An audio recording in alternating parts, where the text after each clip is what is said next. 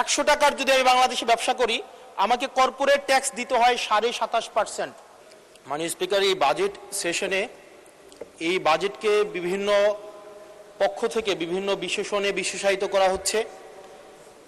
কোনো পক্ষ বলছে এটি ওভার অ্যাম্বিশিয়াস, কেউ বলছে এটা বাস্তবায়ন অযোগ্য, কেউ বলছে সাহসী। এই বিশেষণের ঊর্ধ্বে উঠে আমরা আমাদের জায়গা থেকে কিছু প্রশ্ন করতে চাই। আমরা এটা জানি যে এই বাজেটটি যখন করা হয়েছে একটি বিশেষ পরিস্থিতিতে, সংকটকালীন সময়ে এই বাজেটটি করা হয়েছে। এই সব দিক বিবেচনায় অর্থমন্ত্রীকে কিছু প্রশ্ন করতে চাই বাজেটের কিছু অসঙ্গতি নিয়ে, এবং জনগণ সেটা সিদ্ধান্ত নেবে যে এই বাজেটটিকে আসলে জনগণের জন্য নিষ্পেষণের হাতিয়ার হিসেবে বিবেচিত হবে নাকি উন্নয়নের অগ্রগতির একটি সোপান হিসেবে বিবেচিত হবে। প্রথম যে অসঙ্গতিটি সেটি হচ্ছে রাজস্ব নিয়ে।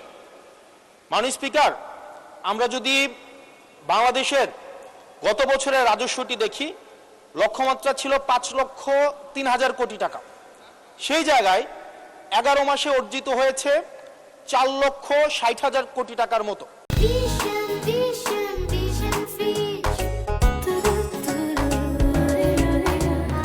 হাতে আছে আর 1 মাস, ধরে নিচ্ছে 48,000 কোটি টাকা সেখান থেকে আমাদের লক্ষ্যমাত্রা অর্জিত হবে।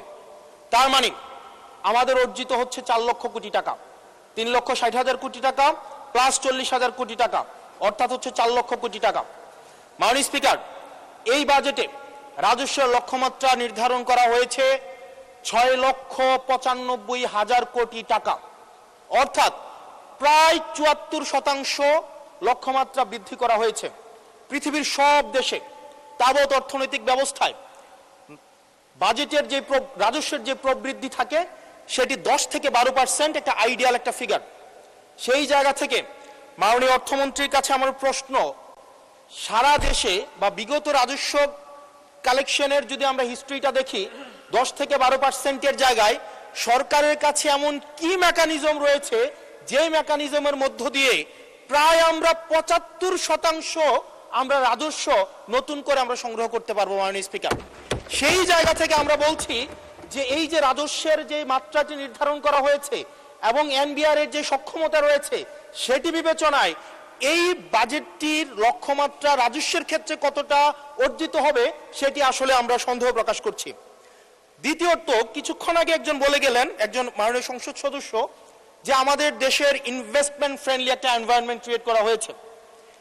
মাননীয় স্পিকার, 100 টাকার যদি আমি বাংলাদেশে ব্যবসা করি, আমাকে কর্পোরেট ট্যাক্স দিতে হয় 27.5%, অর্থাৎ আমি সেখানে 100 টাকার মধ্যে আমার পকেটে থাকে আর 72.50 টাকা, 72.5 টাকা।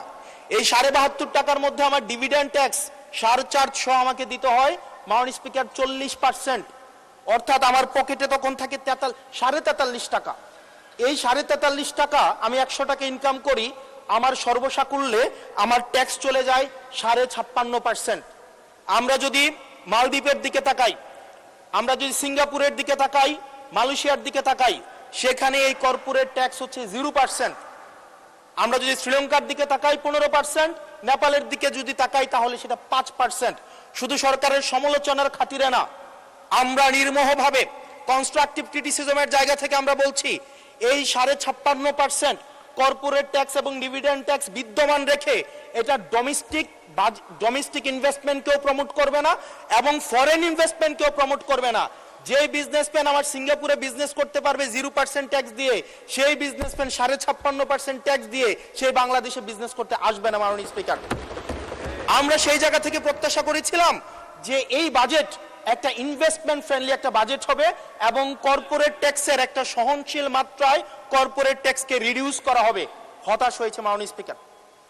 মাননীয় স্পিকার, আমরা যদি পরবর্তী যে অসঙ্গতিটা সেটা হচ্ছে মূল্যস্ফীতি এবং জিডিপির যে লক্ষ্যমাত্রা নির্ধারণ করা হয়েছে, বর্তমানে মূল্যস্ফীতি হচ্ছে 9.4% এবং আমরা যদি খাদ্যপণ্যের মূল্যস্ফীতি ধরতে যাই সেটা 12%-এরও বেশি। এখন এই বাজেটে নির্ধারণ করা হয়েছে মূল্যস্ফীতি সেটা আমাদের 7.5% রিডিউস করা হবে। পৃথিবীর সব দেশে, সব বাজেটে, সব অর্থনৈতিক ব্যবস্থায় মূল্যস্ফীতিকে নিয়ন্ত্রণ করার স্বীকৃত মাধ্যম হচ্ছে দুইটা। একটা হচ্ছে উচ্চ হারে সুদ নির্ধারণ করা অথবা গভর্নমেন্ট এক্সপেন্ডিচার কমিয়ে নিয়ে আসা। আমাদের একটা অর্থ বছরে 1,40,000 কোটি টাকার একটা নির্ভরশীল অর্থনীতি বিদ্যমান রেখে আমরা কিভাবে মূল্যস্ফীতিকে আমরা 7.5%-এ নিয়ে আসব, এই যে স্ববিরোধী যে অবস্থানটা, এই জায়গাটা আমাদের কাছে আসলে মাননীয় স্পিকার স্পষ্ট না। আপনি একই সাথে বলছেন আপনি মাছ মুচমুচে করে ভাজবেন, আবার একই সাথে বলছেন আপনি তেলটা কম দিবেন। এই যে স্ববিরোধী অবস্থানটা, এটা আমাদের সাধারণ মানুষের কাছে এটা স্পষ্ট হতে হবে। মাননীয় স্পিকার, আমরা এই সংসদে দেখেছি মাননীয় প্রধানমন্ত্রী নিত্য প্রয়োজনীয় দ্রব্যের দাম নিয়ন্ত্রণের যেই সুপারিশটি করেছেন এবং যেই বিষয়ে বলেছেন, এটির জন্য জনগণ বাহবা দিয়েছেন। আবার গত পরশুদিন মাননীয় অর্থমন্ত্রীকে আমরা দেখলাম আমাদের খুবই নিত্য প্রয়োজনীয় আমাদের কাপড়, রড সিমেন্ট, তারপর হচ্ছে নিত্য প্রয়োজনীয় 16টি দ্রব্যের মধ্যে উনি ট্যাক্স বসানোর কথা বলেছেন। এখন মাননীয় স্পিকার, প্রশ্নটি হচ্ছে এই নিত্য প্রয়োজনীয় দ্রব্যটিতে যখন ট্যাক্স বসাবে, দিন শেষে বিক্রেতা কিন্তু এই ট্যাক্সের বোঝাটি আমাদের তৃণমূলের যে ক্রেতারা থাকবেন এই ক্রেতাদের থেকেই কিন্তু এই ট্যাক্সটি মাননীয় স্পিকার যাবে। সুতরাং যখন বলা হয়েছে নিত্য প্রয়োজনীয় দ্রব্যের দাম কমানো হবে, আবার বলা হচ্ছে ট্যাক্স বাড়ানো হবে, এটিও কিন্তু মাননীয় স্পিকার একটি সাংঘর্ষিক অবস্থায় রয়েছে। সুতরাং যদিও বলা হয়েছে নিত্য প্রয়োজনীয় দ্রব্যের দাম কমাবে, সেই জায়গায় নিত্য প্রয়োজনীয় দ্রব্যের দাম দিন শেষে কমবে না, কারণ এই ট্যাক্সের বোঝাটি দিন শেষে আমার আপনার মতো সাধারণ মানুষের উপরে চেপে বসবে। দিন শেষে এই জায়গাটি হচ্ছে মাননীয় স্পিকার প্রশ্নবিদ্ধ।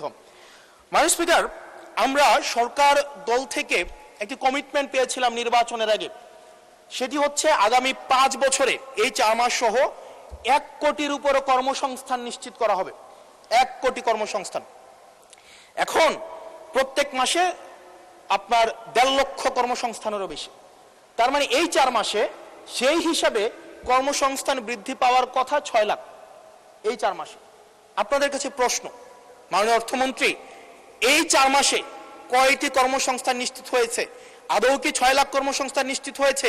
যদি হয়ে থাকে সেই কর্মসংস্থানগুলো কোথায়? সেই চাকরিগুলো কোথায়?